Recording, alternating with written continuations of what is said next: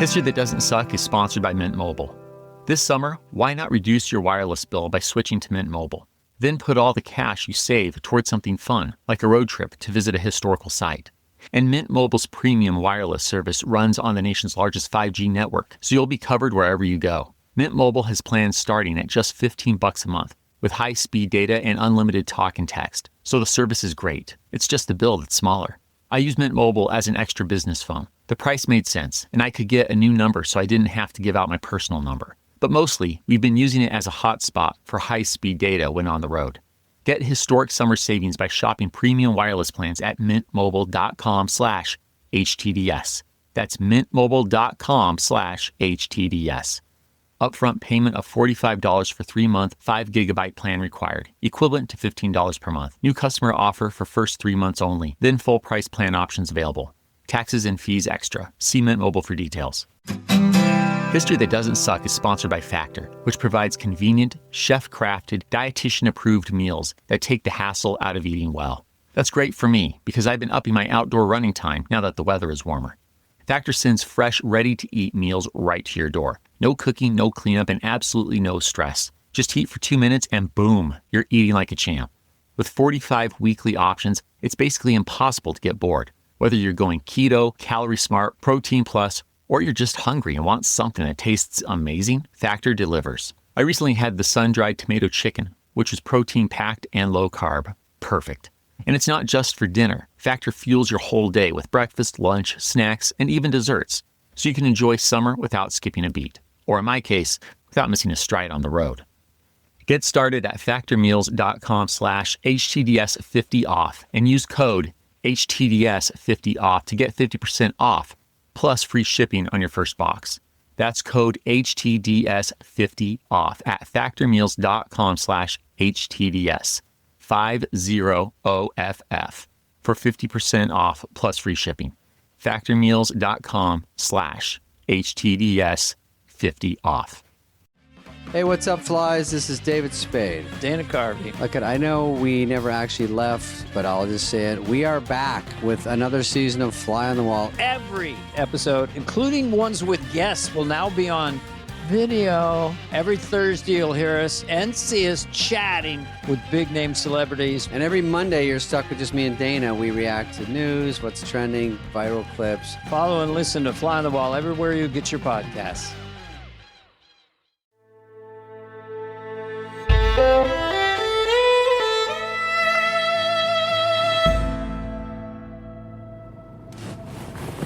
It's early in the morning, a bit past 9 a.m., Wednesday, October 30th, 1935. Ployer P. Hill, or Pete, as everyone knows, this 41-year-old mustachioed Great War vet recently promoted to major, is doing his pre-flight check at Wright Field in Dayton, Ohio. But he's not alone in his cockpit. Pete's working with his crew of 3 fellow Wright Field employees and Boeing's chief test pilot, Leslie, or Les Tower.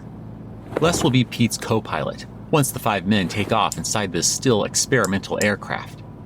Boeing's enormous 103-foot wingspan, 15-ton bomber, Model 299, or as it will later be designated by the Air Corps, the B-17. But you know what? Pete and his crew have their hands full. Let's leave them be while I catch you up on all that's led to this upcoming test flight. First, you might notice that I said Army Air Corps, not Army Air Service, as it was known in the Great War. So what's going on there? Well, the best way to understand that is to reacquaint ourselves with Great War aviation commander, hero, and well-known thorn in the side of his superiors, Colonel Billy Mitchell. We first met Billy at the Battle of Saint Mihiel in episode 137 and saw him clash with his superiors in episode 140. After the Great War, he was promoted to a brigadier general and had his planes at the ready to suppress a Union uprising against mine owners in West Virginia in 1921, which we saw back in episode 153. Yes, you remember Billy Mitchell, and the important thing here is that he's a staunch supporter of aviation and the armed forces, and has long felt that they needed more independence. The Army Air Service's leaders, like Billy, were treated the same as tank or artillery commanders, yet the fiery flyboy argued that planes occupied a unique military function that was different from the Army or Navy. He proved his point on July 21, 1921, when his pilots dropped 7 bombs on the captured German battleship turned test target, the Ostfriesland. They sunk it to the bottom of the ocean. To Billy, this demonstrated that the Air Service needed to be its own military branch. But cost-cutting President Silent Cal Coolidge said no. Cutting government spending across the board, he justified his policy of further reducing the military's already massively reduced spending that we learned about following the Great War in episode 150 with a simple question: who's going to fight us? But Billy was tenacious.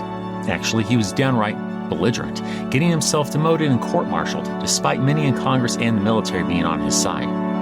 Sometimes it pays to know when to shut up, Billy. That said, the head of the Air Service, General Mason Patrick, met Silent Cal's budgetary concerns with a compromise that created the Army Air Corps in 1926 as a separate division of the Army rather than a separate branch. This meant they would now share a budget with the Army, but get their own leadership and operations.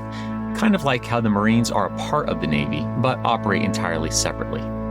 This also meant that the Army Air Corps could carry out operations separately from ground troops. Operations like bombing raids. And that's what brings us to the Model 299, or XB-17, or YB-17 to use this experimental Boeing aircraft's many designations through its pre-production development. Building on Billy Mitchell's proven bombing precision back in 1921, the idea is to make an aircraft that can fly long distances with a lot of bombs. Say 2,000 miles, with 2,000 pounds of bombs at 200 miles per hour. Boeing took on the assignment last year, in September 1934, and after 153,000 man-hours and $400,000, they were ready for a public reveal by July 1935. While Boeing calls it an aerial battle cruiser, the public prefers the newspaper's nickname, the Flying Fortress. On August 20th, 1935, Boeing's chief test pilot, Leslie Tower, yes, one of the crew that we met at the start of this story, successfully flew the enormous armored and armed plane 2,100 miles from Seattle, Washington to the Air Corps' training center at Wright Field in Dayton, Ohio. That went well, and today, October 30th, 1935, Les is with Air Corps test pilot Pete Hill, checking the whole experimental craft over, prepping for the next test flight. And things look good. So hey, let's get this fortress in the air. It's now 9:30 in the morning. Seated and ready for takeoff, Major Pete Hill pushes forward on the throttle, just as he has so many times before. The enormous flying fortress rumbles down the runway at Wright Field. Inside, the crew feel the entire aircraft vibrate. Their ears ring from the growl of its 4 700-plus horsepower engines and the roaring whir of the propellers. Pete pulls up and lifts the sleek aluminum bird into the skies. Boeing's XB-17 has been nothing but a success thus far, so Pete and the flight crew have every reason to relax. But just then, the plane lurches left as the wing dips toward the ground, swinging the aircraft a full 180 degrees right back to where they took off from. And then, it plummets straight toward the earth. On the ground, Lieutenants Leonard Harmon and Robert Giovanoli race as fast as they can as the metal fortress plummets. It crashes and crumples right in front of them. Oh God, they've got to act fast. 2 crewmen leap out of the aircraft on impact, but as Leonard and Robert arrive at the contorted plane, the gasoline in the punctured wings ignites. Within seconds, the XB is engulfed in flames. Leonard and Robert throw their coats over their heads and race into the wreckage. Coughing and hacking as they choke on smoke, the 2 officers manage to pull the rest of the crew out of the metallic inferno. Despite severe burns, 3 of the men, remarkably, will recover. But while Les Tower holds on for 3 more weeks, he ultimately passes. As for Pete Hill, he succumbs to his injuries in a matter of hours. A few years from now, in July 1939, Utah's Hill Air Force Base will be named in Major Hill's memory. Meanwhile, both Boeing and the Army are sure that this crash means the end of the XB-17. Indeed, some are calling it too much airplane for one man to handle. But a post-crash investigation finds no structural issues or malfunction with the engines. The rudder and elevator controls were locked, causing the bomber to stall, and this loss of aerodynamic lift sent the mighty metal fortress careening back to the Earth. Thus, despite this tragic event, the Army feels safe moving forward. It's a good thing, too. Soon, growing tensions in Europe and Asia will provide a stern answer to Silent Cal's question of who's going to fight us.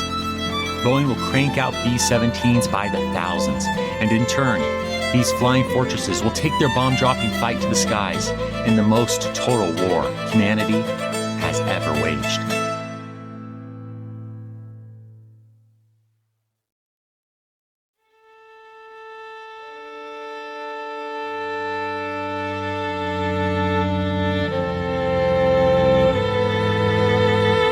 Welcome to History That Doesn't Suck. I'm your professor, Greg Jackson, and I'd like to tell you a story.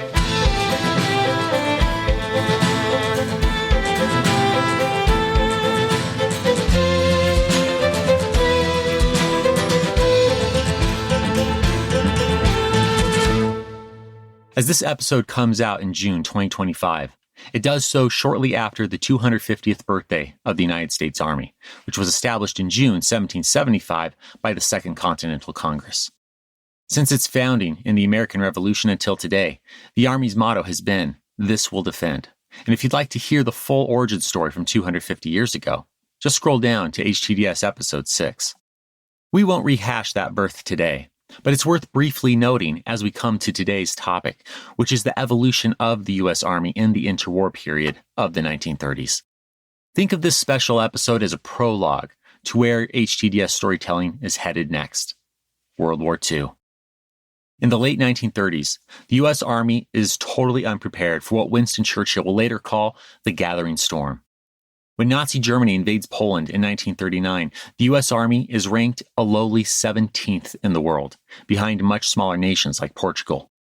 But within just a few remarkable years, the Army will echo its overnight overhaul during the Great War, undergoing an awesome transformation. A transformation that was possible in no small part thanks to a mighty citizenry corps of industry and science. That last part is key because even as the country is still reeling from the financial gut punch of the Great Depression, U.S. businesses are still building and innovating. You just heard one story of the Boeing company's investment in developing the B-17 bomber. And remember those huge engineering projects we just finished exploring in recent episodes, including the government-sponsored Hoover Dam built by 6 companies?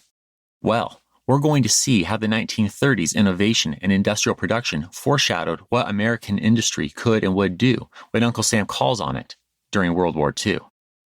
In fact, keep 6 companies in mind because that wasn't the last you'll hear about certain members of that conglomerate of builders. War is coming, and it's not only the Army that will have to transform, it's the American home front too. The most consequential event in the 20th century is upon us.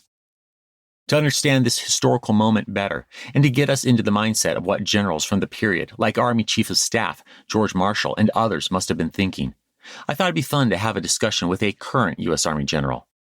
And my friends, you're in for a treat, because I'm pleased to have someone who is specifically charged with continuous transformation and preparation for the next major war, even as we hope that, God willing, that war never comes.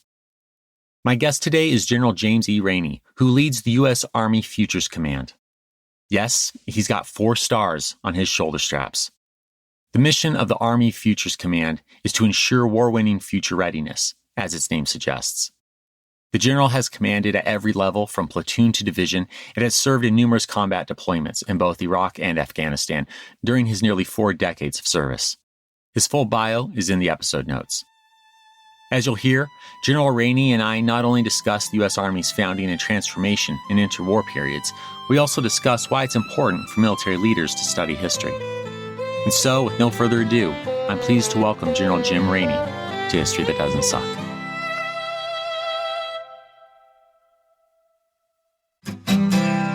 Historically speaking, the advent of the internet was a giant leap in worldwide communication and information exchange. And of course, the internet enables me to tell you stories and communicate with you via this podcast right now. But unfortunately, it's also true that hackers and thieves inhabit this vast virtual world. That's why I use ExpressVPN and have for years. It helps keep your online activity private and secure by rerouting all your traffic through an encrypted tunnel. I use it anytime I'm online for added security and privacy, particularly when I'm on public Wi-Fi. ExpressVPN is easy to use. Just turn it on and it automatically reroutes your IP address to a smart location in your state.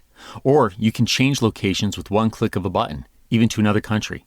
ExpressVPN has servers in over 100 countries. It's blazing fast and works on all your devices: phones, laptops, tablets, smart TVs, and more.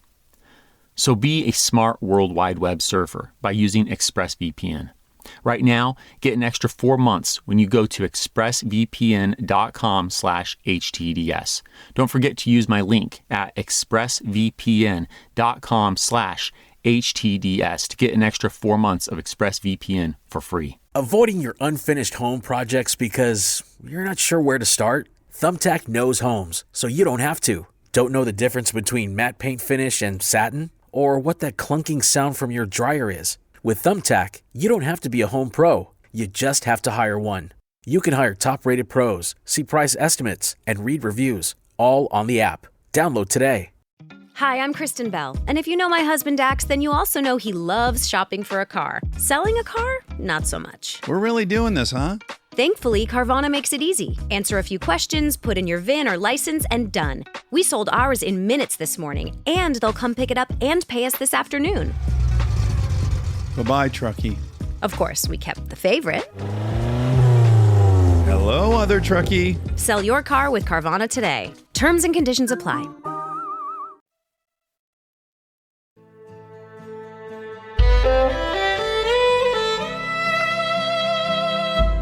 So, General, why don't we go ahead and start with what does Army Futures Command do for the U.S. Army?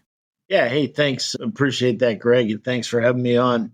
Army Futures Command is one of the major commands of the United States Army, and we are primarily charged with transforming the Army to ensure war-winning future readiness. So about 8 years ago, the Army decided to stand up a new 4-star level major command, Army Command, we call them.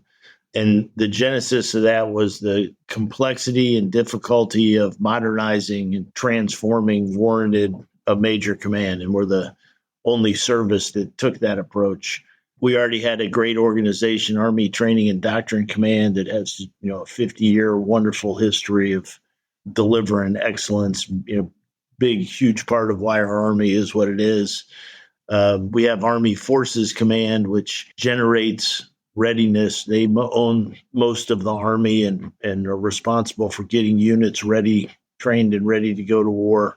Army Material Command, another one of our great teammates that owns an unbelievably complex portfolio of generating and sustaining all the equipment, facilities, munitions that we have. So our piece of that mission is to transform the Army. We believe we're the best Army in the world right now, the best land force. Making sure that statement is true in 2027, 2030, 2035 is why we stood up Army Futures Command. And Army Transformation Initiative was just announced by the Chief and the Secretary of the Army.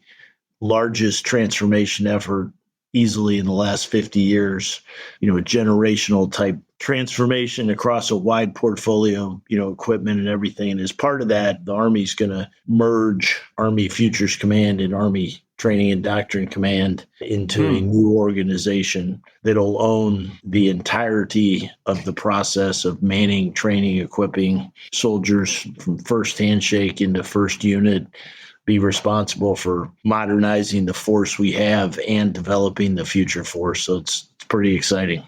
So could we say this is something of a lesson from the interwar period to never be an Army that is not prepared for the next big challenge that might not be foreseeable? Yeah. Well, I'm super proud of the Army, and the current leadership of the Army has got a clarity about how dangerous the world is right now, and the clear understanding of the magnitude of the disruption that is happening in our profession, and candidly has a risk tolerance that's commensurate with the seriousness of the threat. And they're taking bold action So yeah, I think this is clearly based on the future of, defending the Constitution of the United States, defending the homeland, and making sure that we never surrender the advantage we have as a country. General, I don't know if you actually know this. The program I teach in at Utah Valley University is the National Security Program. Yeah. I feel like we could go a very different direction than history right now, but I'm going to. Well, we might need to schedule a redo.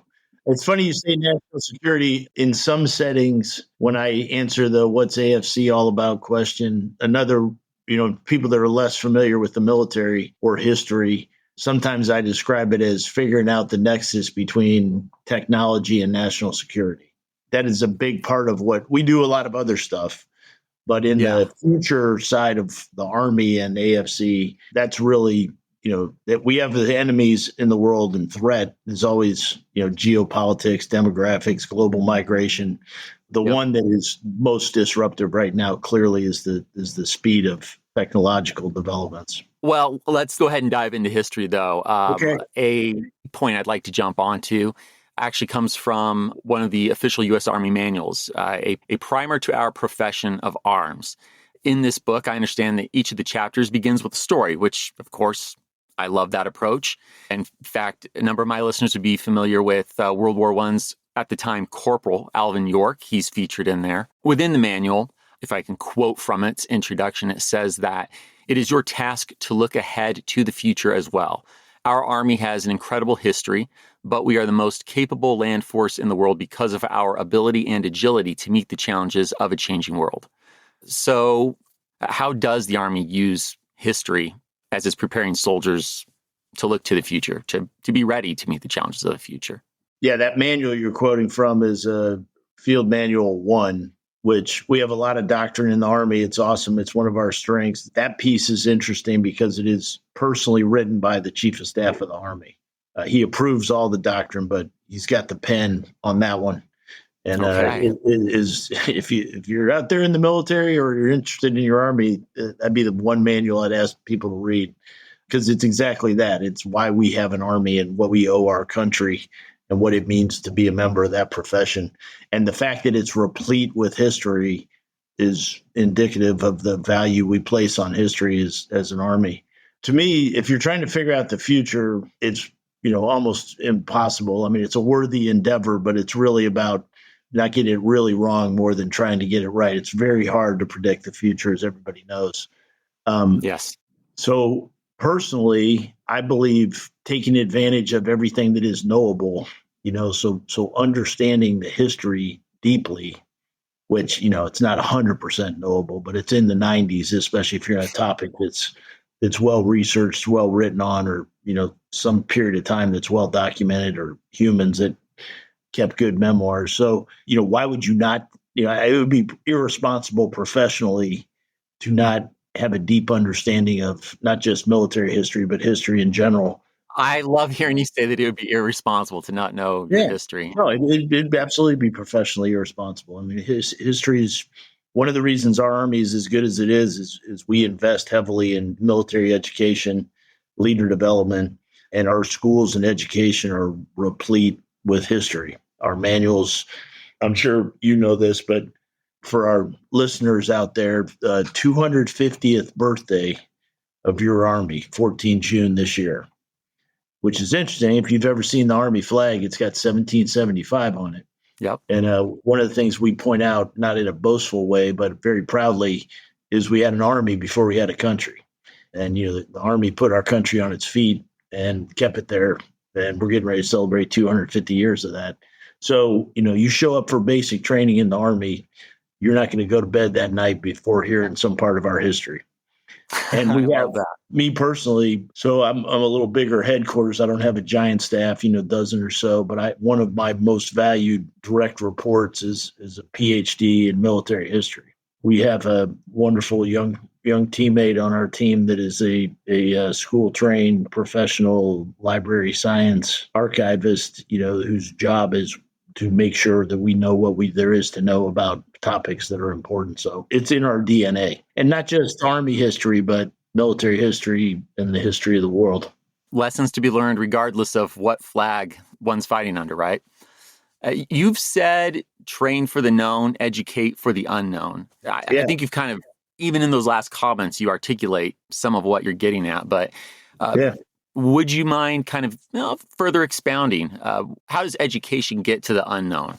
Yeah, I do say that a lot. If you know you're going to have to do something, then we're very good at training for that task. But war has a funny thing of being incredibly unpredictable once it gets going. So educating for the unknown is about learning how to learn. It's about being passionately curious. It's about being intellectually humble, how to think, not what to think. We have a huge advantage as the U.S. Army in that our number one thing that we focus on is our people. So we have an all-volunteer force, which comes at a much higher aptitude levels, say, than conscript. We're very proud of the fact that we have an all-volunteer force. We have a professional non-commissioned officer corps, and the time and energy we put into leader development for our leaders and commanders lets us do different things on the battlefield. So we don't issue orders. Our soldiers don't sit around waiting to be told what to do. They make decisions.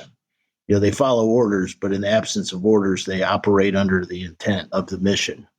And that's something that is a superpower inside a formation. And it's underpinned by making sure that people know how to think and critically, that they're well educated.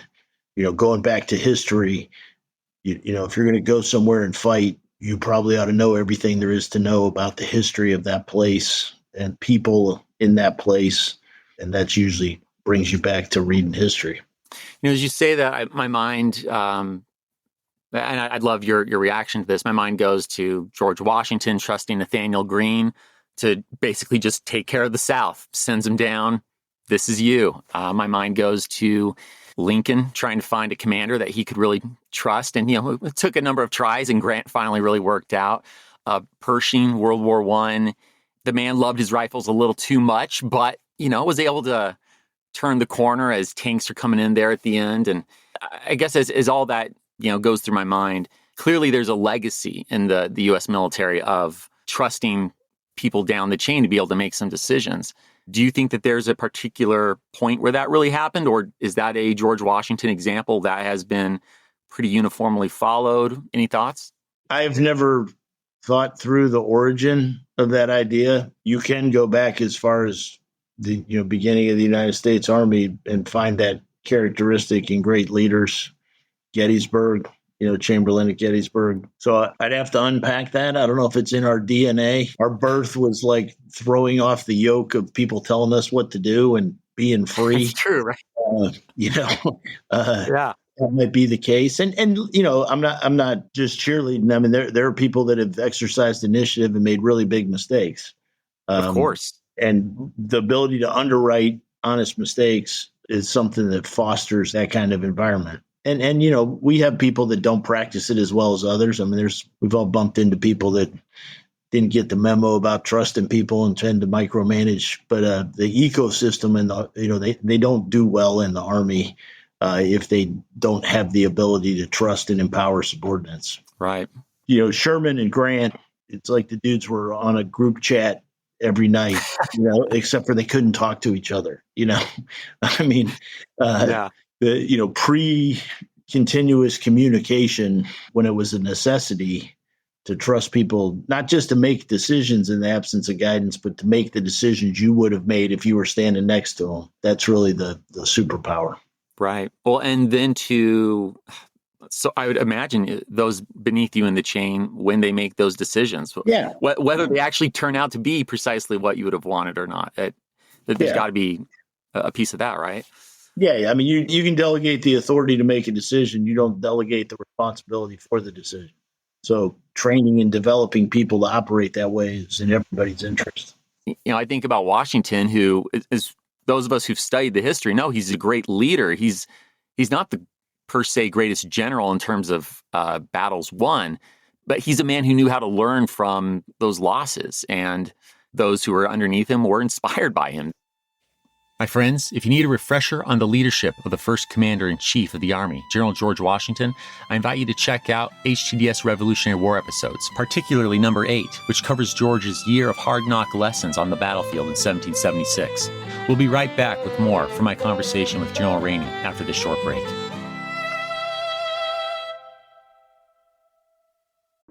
Get smoother, brighter skin instantly in one easy step.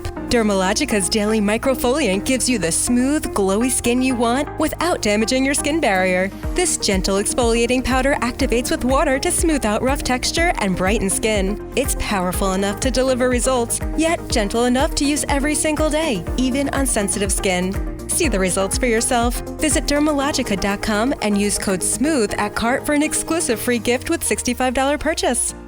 You ever hit that moment when your kid asks for help with homework and you're like, wait, when did long division get this complicated? Or maybe your child's flying through lessons and getting bored in class. Yeah, been there. Whether they're struggling or soaring, IXL can make a real difference. IXL is an award-winning online platform that helps kids really understand what they're learning. It covers math, language arts, science, and social studies from pre-K through 12th grade. And it's actually fun, engaging, personalized, and packed with encouraging feedback to help keep them motivated. IXL is used by 96 of the top 100 school districts in the U.S., and it's no surprise, it's backed by research. Kids using IXL are scoring higher on tests, and studies from almost every state show they're consistently doing better. Make an impact on your child's learning. Get IXL now. And listeners of this podcast can get an exclusive 20% off IXL membership when they sign up today at IXLlearning.com/audio. Visit IXLlearning.com/audio to get the most effective learning program out there at the best price. Summer is here, and it's officially the season of wellness. If you're looking for that healthy glow like me, I highly recommend Symbiotica's liposomal glutathione and vitamin C packets. This powerful duo is packed with antioxidants that support natural detox, brighten your skin, and help you feel revitalized and energized. I love how easy it is to add them to my routine. Just one packet a day, and I know I'm giving my body what it needs to stay balanced, even with a busy schedule. And here's something huge. Symbiotica is running their biggest giveaway ever. You could win a brand new 2025 Rivian, a luxury wellness retreat for you and a plus one, or a year's supply of products so you never run out of your health essentials. This is a giveaway you don't want to miss. Head over to Symbiotica.com/summer sweepstakes to enter for your chance to win.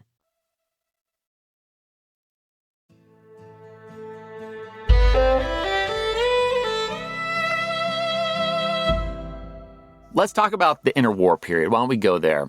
Since that's where history that doesn't suck is currently at.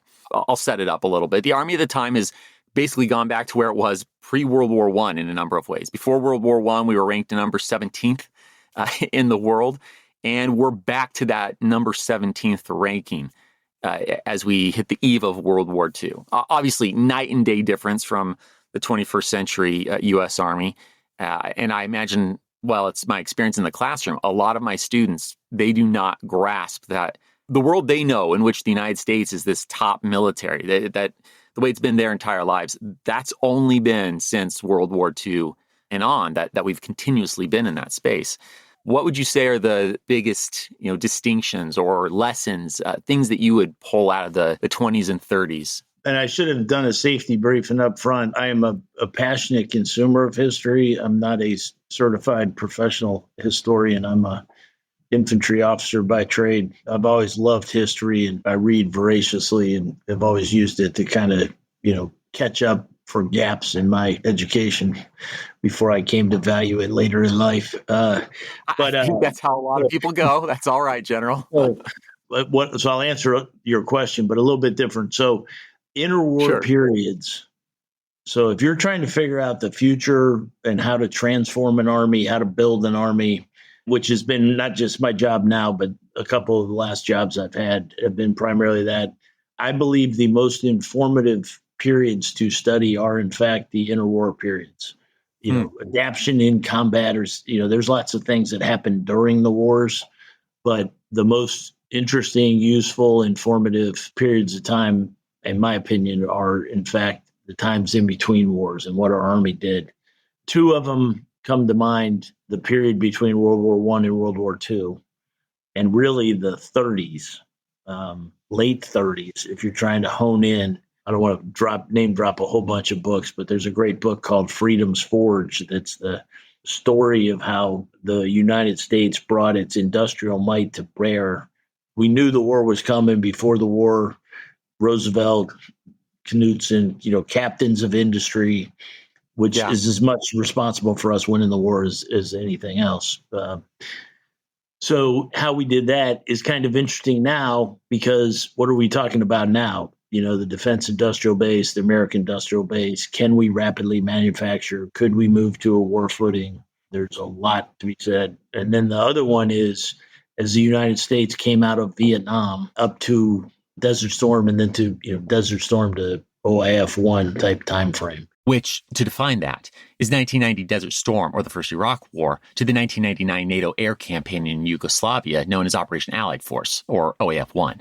So how do we take an army coming out of a dark, dark period and turn it into the premier fighting force, modernized our people, our equipment, moved to an all-volunteer force?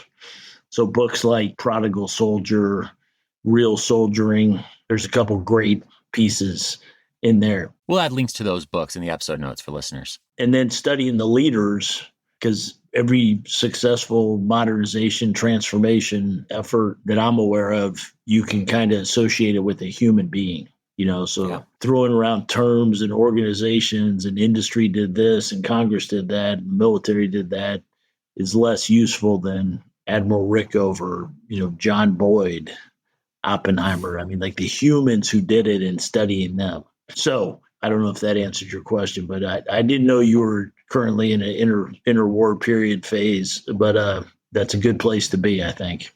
Well, if I can maybe drill down just a little bit more on that, we've just done a number of episodes on the Hoover Dam, the Golden Gate Bridge, a lot of infrastructure that's being built despite the fact that we're in the depths of the Great Depression. And as you know, as my listeners will soon be hearing, the arsenal of democracy, to quote FDR, is a major component of the United States, of the Allies winning World War II. I'm not in the habit of quoting Joseph Stalin on the regular, but, he, I believe he said, what was it? The war was won by British brains, American brawn, and Russian blood. And I always kind of took the brawn to mean really American industry. So this arsenal of democracy, right? These companies in the U.S. that are cranking out just incredible numbers of planes, tanks, you name it. We're not only arming the United States, we're arming our allies. In fact, my grandfather, Grandpa Jackson, he was in the Persian Command during World War II. He spent the war moving U.S. war material up to our then Russian allies. So this stuff, it hits home for me even. Is there anything in particular about all of that production in the 30s that you either find particularly interesting or you think about in terms of the present?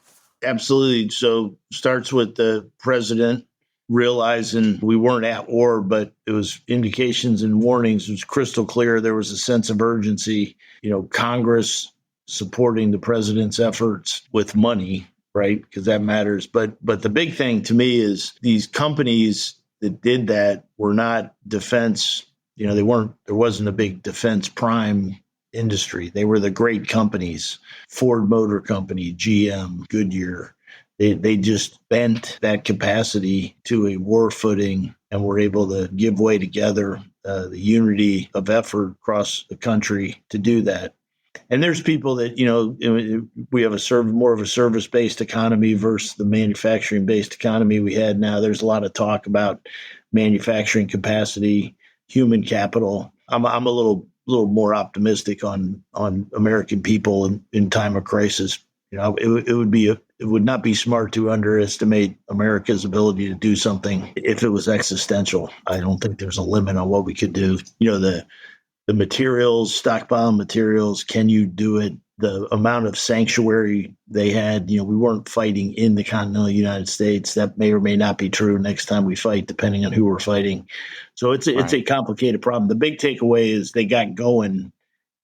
They didn't wait until the war started. It was early leaning into it. Hence, Futures Command, thinking about what's coming. Yeah. Yeah, it's not just Futures Command. I mean, the Army's crystal clear. I mean, going back to the Army Transformation Initiative, it's really about a big giant part of it is looking at the things we have and that we were planning on buying and saying, okay, these aren't the things we're going to need based on the changes over the last 24 months in warfare, and stopping spending. We take very seriously the stewardship of the resources we're given by the taxpayers and by Congress. So with the money we have, we got to buy different things. We got to buy them faster. We got to buy them differently. And to do that, we got to free up some money. So there's a clear sense of urgency and understanding that getting going. There's a great book, America's First Battles. I'm sure you've read it. We kind of got a track record in the U.S. of not having a great entry into conflict. The first fights don't go great. And our superpower has always been, okay, didn't go great. What do we learn? What do we need to do? Fix it. And then, counterattack.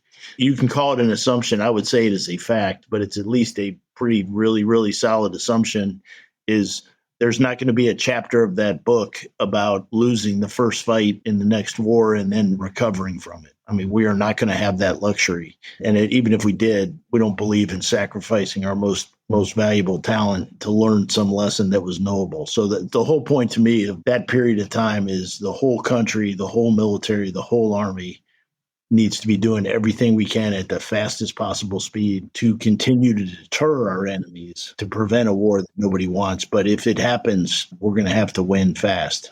So, General, let's go ahead and lean into that a little bit. We've talked some history. As I said, I do teach this national security program, and you've really got my interest peaked. Now, I want to take advantage of your mind a little bit while I've got you.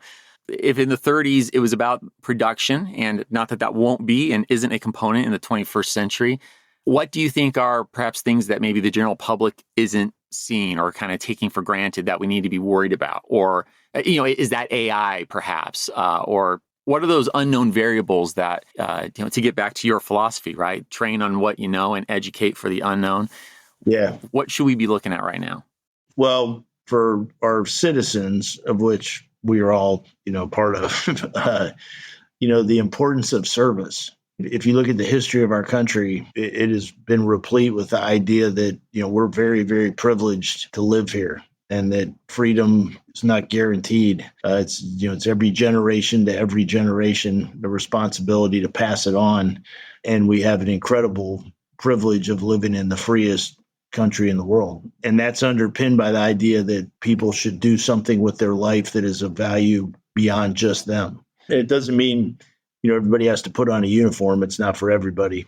But, serving in your community, coaching sports, teaching public school, being in law, first responder, law enforcement, nursing, small business, job creation. That is something I'm not sure that everybody, as busy as we all are, understands that the idea that doing something with your life that is bigger than you and helping your fellow citizens is a gigantic part of us having what we have. That's a little more ethereal, but hey, but I agree with you. But yeah, and supporting the men and women who do serve, which is very good. I think on the more technical thing is the world is changing at an unprecedented pace. To state the obvious, but in terms of the military, we are probably at the most disruptive period of time in the history of military affairs. The closest I could come would be that pre-World War II, people are inventing tanks and airplanes and radios. There have been some smokeless powder and, the railroad, the telegraph, precision munitions more recently. I mean, there have been some giant revolutions in the history of warfare. But we are absolutely in the midst of one right now. And what's different this time is all those times it was about a big disruption and then people figured it out and then, boom. This one is unknowable. I mean, no one is ever going to wake up and go, okay, I figured out the UAV problem or I figured out autonomy. Or, okay, we're good on AI for the next decade. I mean, it is a perpetual. So the disruption is unprecedented in terms of magnitude, but more concerning is it appears to be constant and with no end in sight. So paying attention to what happens with AI, whether you're government officials or citizens or in the business world or in the military world. So, the nexus of AI and synthetic biology, agentic AI and humanoid robots. I don't know what's going to happen, but the best AI people I know that I talk to, who I think are the best in the country, will tell you, we're like 6 months at a time figuring this out. The Moore's law for AI appears to be in the, it's doubling in capability with no insight. Yeah. We are recording this in 2025. And as you pointed out, this is the 250th anniversary of the Army. We're also 80 years out from World War II. Both of these significant milestones, anniversaries, are they resonating with within the ranks? What's the Army doing to reflect upon? Well, I just got a note from one of our great division commanders, Dave Gardner, who's commanding the 101st. He's over in Normandy right now, celebrating the 81st anniversary. I mean, I will note we are 2 days away from D-Day. That makes perfect sense. Yeah, as of the time of this recording. Yeah, and I think, if you could never pick the one point in the history of the Army that was the highlight. We're a highlight reel. We keeping America free for 250 years. So, but that's up there, and the greatest generation, the leaders, not just the famous generals, but, the Dick Winters and Audie Murphys. I mean, it is replete with citizen soldiers through professional soldiers, NCOs, volunteers, draftees, men, women. You would be hard pressed to find a finer example of the United States of America manifested victory in World War II. The 250th birthday is, more cowbell on that, 250 years. And we're very, very proud of that in the Army. We fight as a joint force. We don't compete with the other services. We don't compete with other great institutions. We're just proud of being the dominant land force in the world with all of our joint teammates. But 250 years of excellence. We've been big, down, good, bad, but steady, constant. This we'll defend. That's our motto, right? Yeah. So we believe in the Constitution. We swear an oath to the Constitution. And in our recent history, it's 100% volunteers doing that on behalf of their fellow citizens. So, yeah, we got a fair amount of pride about that. Absolutely. I could talk for hours on the interwar period, the way you can take a guy like Fox Connor, I don't know if you're familiar with, who mentored the World War II generals and Marshall and Eisenhower's relationship, that everybody thinks was just in combat. Yes, General Connor was part of Blackjack Pershing staff in World War I. Reading about how that manifested itself. So right. I say all that to say we take mentoring and as you get older in this profession, the responsibility to pass that on is something, we take real seriously. So this has been more of an opportunity for me than something to do. So I appreciate you guys. Oh, thank you, really. I hope everybody in America takes a minute to celebrate our great Army's birthday and reflect on the privilege of living in this country guaranteed by our military. Well said. Thank you.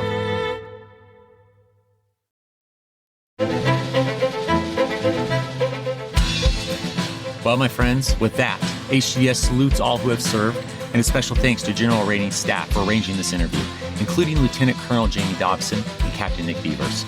If you enjoyed this conversation and want more, I invite you to check out the HTDS membership program. Right now, you can hear a bonus story about Fox Connor, whom General Rainey referenced as an important mentor to George Marshall, Dwight Eisenhower, and other pivotal leaders we'll encounter in upcoming World War II narrative episodes of HTDS. HTDS members get extra stories like this one and can listen to all episodes ad-free on the most popular podcast apps like Spotify and Apple. Sign up for a free 7-day trial at htdspodcast.com/members or click the link in the episode notes. History That Doesn't Suck is created and hosted by me, Greg Jackson. Episode produced by Dawson McCraw with writing and research assistance by Will King and Ella Hendrickson. Production by Airship. Sound design by Molly Bach. Theme music composed by Greg Jackson. Arrangement and additional composition by Lindsey Graham of Airship. For bibliography of all primary and secondary sources consulted in writing this episode, visit htdspodcast.com.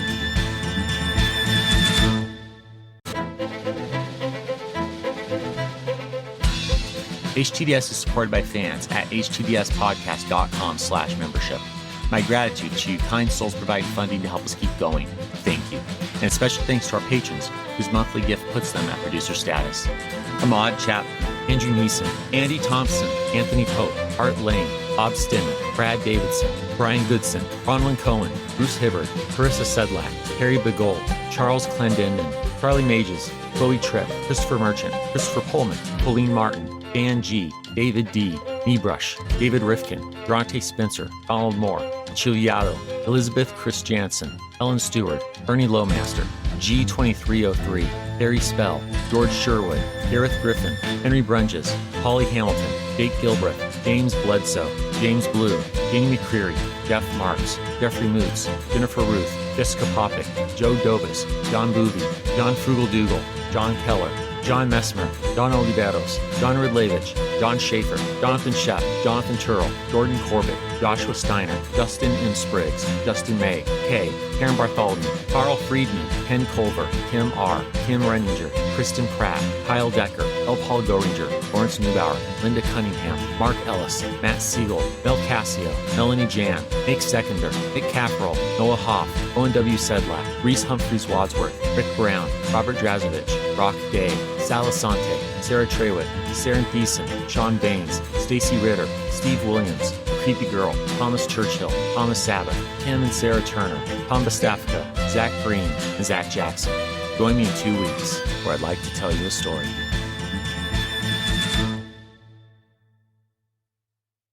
What kind of programs does this school have? How are the test scores? How many kids do a classroom? Homes.com knows these are all things you ask when you're home shopping as a parent. That's why each listing on Homes.com includes extensive reports on local schools, including photos, parent reviews, test scores, student-teacher ratio, school rankings, and more. The information is from multiple trusted sources and curated by Homes.com's dedicated in-house research team. It's all so you can make the right decision for your family. Homes.com. We've done your homework.